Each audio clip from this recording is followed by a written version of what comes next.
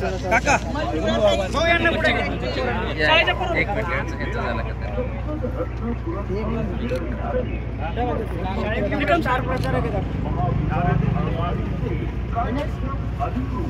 या बच्चे कंपनी शरद पवार साहेबांचे हात बळकट करण्यासाठी आम नारोडीकर जनतेच्या वतीनं आणि घोडेकर वाघमारे वतीच्या जनतेच्या वतीनं अमोल कोल्हे साहेबांना संसदेत पाठवण्याचं उदय हवं असं राहण्यासाठी ईव्हीएम फक्त बंद करा आणि ते फक्त तुम्ही आणि तुम्हीच करू शकताय, बाकी कोणालाही शक्य नाही, भारतामध्ये कोणालाही शक्य नाही, तेव्हा आपण ते करावं असे मी आमजन नारोडीकर जनतेच्या वतीनं आपल्याला विनंती करतो.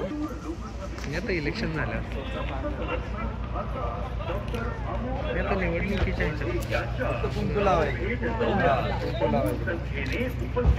काय नद्या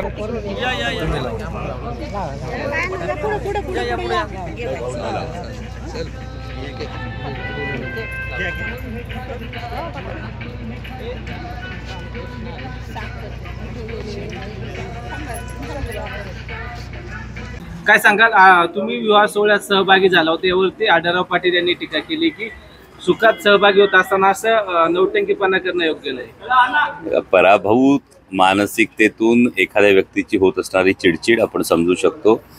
ते वयस्कर आहेत, त्या ज्येष्ठ आहेत, त्यामुळे मी त्यांना एवढीच सदिच्छा देईन की गेट वेल सून. तुमच्या लोकसभा आज महायुतीची बैठक होते चाकण येथे, महत्वाची, त्याबाबत काय सांगाल?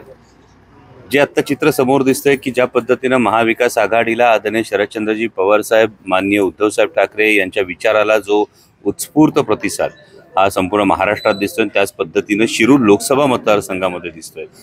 महायुतीमध्ये सगळं काही आलबेल नाही हे चित्र स्पष्ट स्वच्छ होतंय आणि त्यामुळे बाहेरून नेत्यांना येऊन या बैठका करून कुठेतरी याला चालना मिळावी अशा पद्धतीनं हा प्रयत्न होताना दिसतो.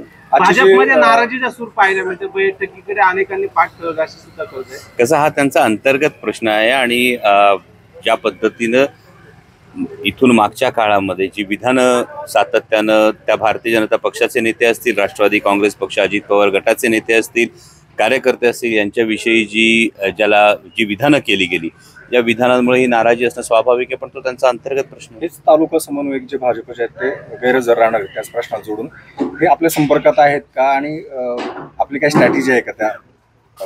माझ्या संपर्कात सगळेजण कायम असतात, त्यामुळे स्पेसिफिक कुणाचं नाव घेणं उचित ठरणार नाही आणि येणाऱ्या भविष्यकाळात या गोष्टी कळतील. मी कायम एकच वाक्य म्हणतो, वेट अँड वॉच.